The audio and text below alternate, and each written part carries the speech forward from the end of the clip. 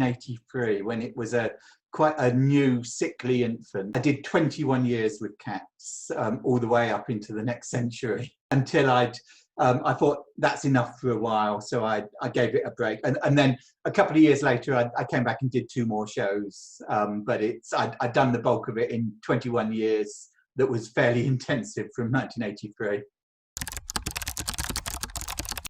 I love the pantomime. I've written a fair number of cats pantos, and I started off in 1983 when I was young enough to play Buttons, and after that I was Cinderella's father and so on. But I love playing the Dame. The Dame is just a perfect character. You can be outrageously rude to anybody in the audience and anybody else on stage and get away with it. It's just a brilliant part to play.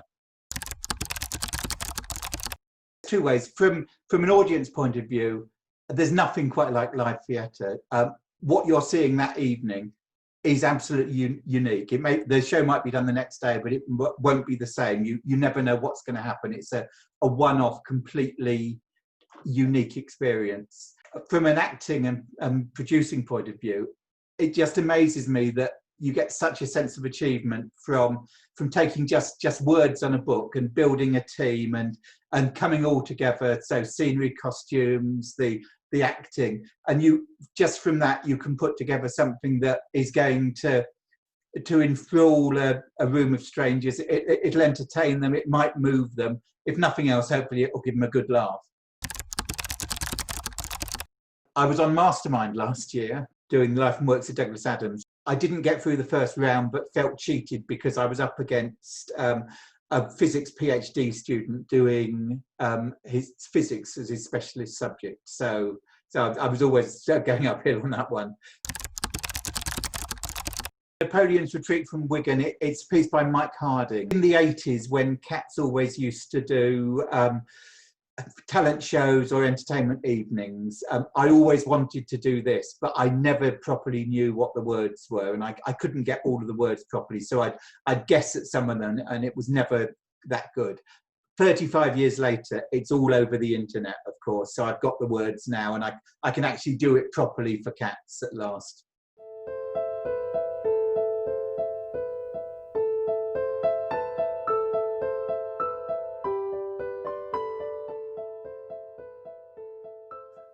It was on the plains of Earlham in the year 1815. Napoleon was sat in his long johns, supping brasser with Josephine. He chewed his nails to the very quick, so he chewed 'em down to slow. He was chewing hard when up the backyard came a corporal, his nose all aglow. "Hey bied, mon capitaine," he cried, "sacre bleu, mordalou, parlez vaux."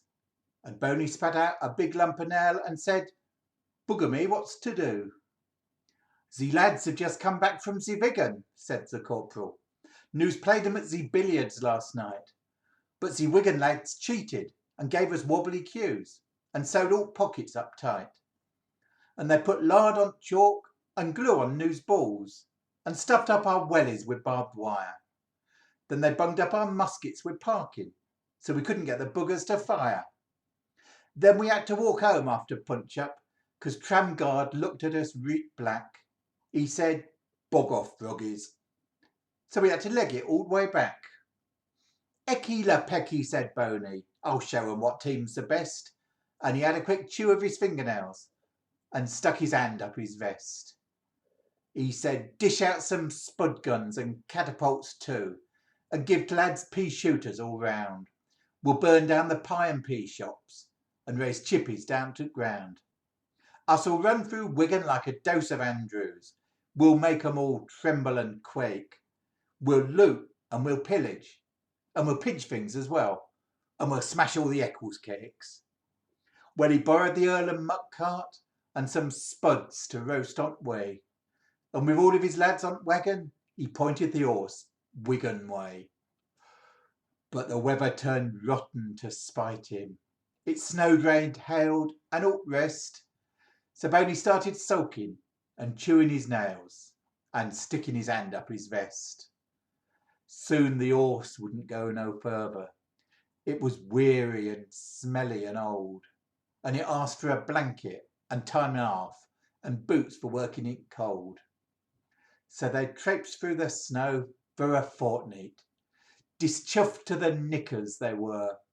They'd icicles hanging from their nonder plumes and frost all over their hair.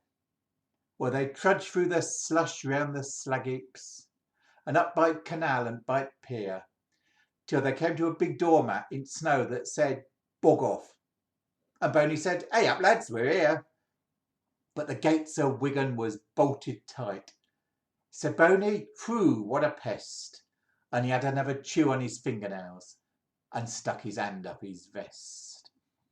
There he stood at the front gates of Wigan, frozen tears coming in lumps down his chin. And he kicked on front door with his wellies in temper and said, "Come on, cheat you buggers, let us in." But there on the front door of Wigan, a notice he read with a groan. It said, "We heard as how you were coming, so we buggered off, there's no one at home." Well, Boney, he were right blazing, but Wigan was blazing also, 'cause they'd left Chippan on gas ring and Wigan were all aglow. So they all got round and warmed up a bit, and as the flames grew higher, he took out a food parcel he'd got off his gran and toasted his crackers on fire. Now Wigan burned down to ashes, and it got cold, so they had to retreat. And they'd eaten their boots and socks on the way, so they had to walk home in bare feet. Retreating were worst part of the business, 'cause lads were starting to see red, and they hissed and booed when he walked up in front and chucked snowballs at the back of his head. Now Boney were right pigged off with all this, so that night he worked out a plan. He pawned all the lads' muskets as they lay there in kip, and came home on number 11 tram.